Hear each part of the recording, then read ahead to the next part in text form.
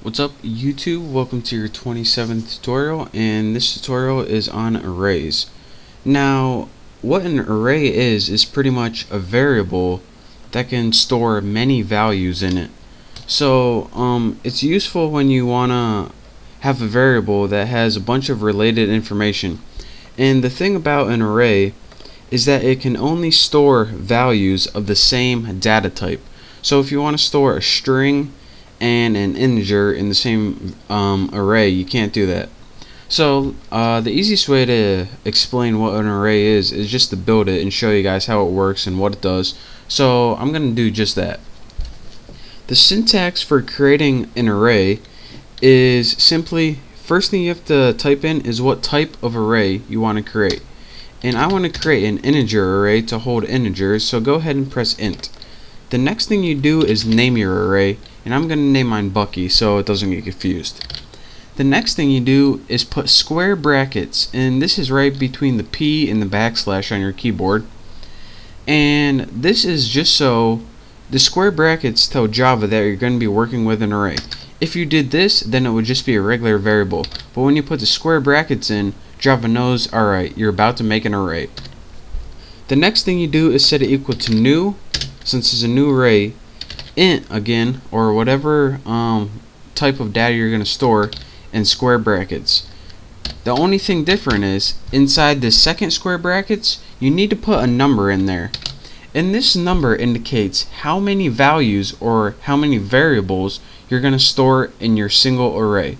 So I'm going to store 10 variables or 10 values, and if you don't know exactly what's going on, I'll show you right now.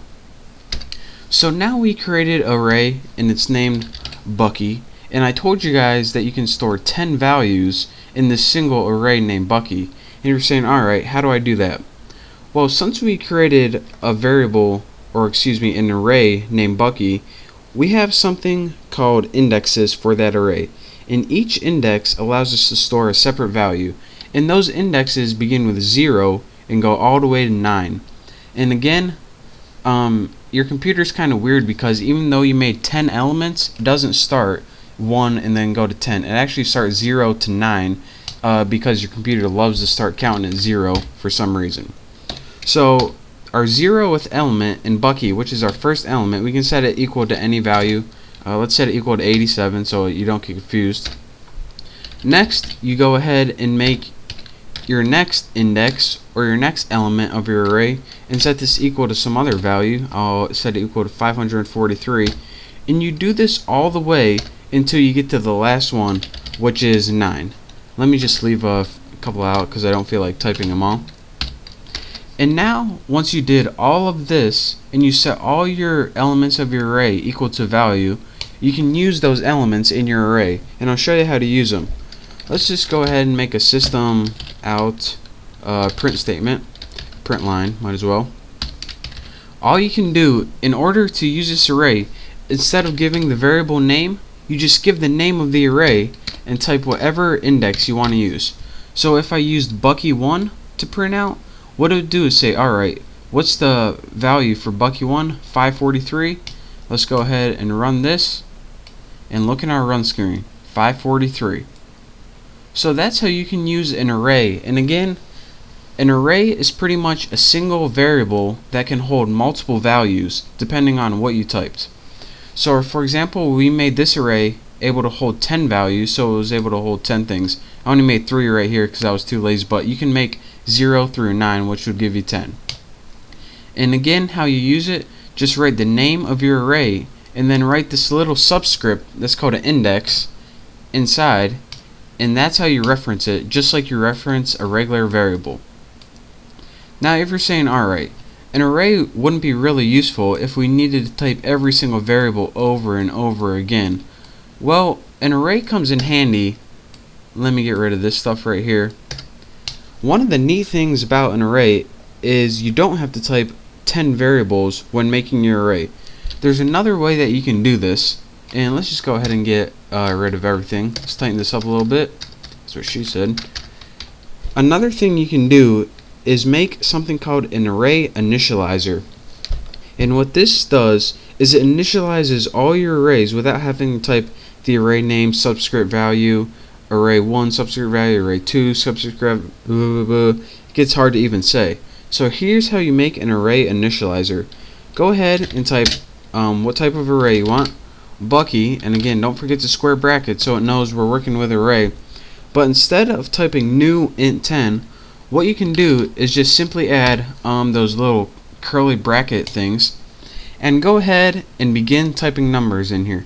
2, 4, 5, 7, 9. And what this does is instead of having to tell your array how many values you want to store in it, it automatically counts how many values you put in and assigns a subscript to each one of those. So instead of putting Bucky 0 equals 2, Bucky 1 equals 4, Bucky 2 equals 5, Bucky 3 equals 7, Bucky 4 equals 9, it automatically does that for you in this entire statement. So now whenever we use Bucky and say we wanted to use 2, again it would be Bucky 0, Bucky 1, Bucky 2. So Bucky 2 would be equal to 5. So let's see if we got it right. Run it, and as you can see, it outputs the number 5. So again, this is a different way that you can create an array using an array initializer.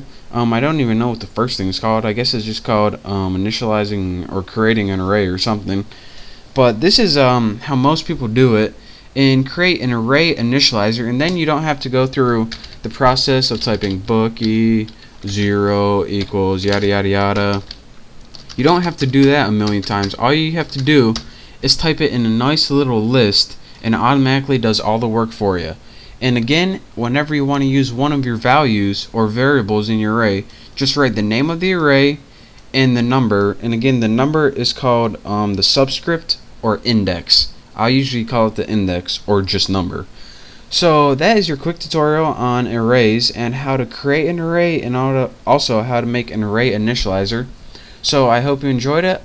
Practice this a little bit, and in the next couple tutorials I'll show you how to use arrays in programs and how they're useful and why they're useful in applications. So thank you guys for watching. Don't forget to check out my next tutorial, and I will see you then.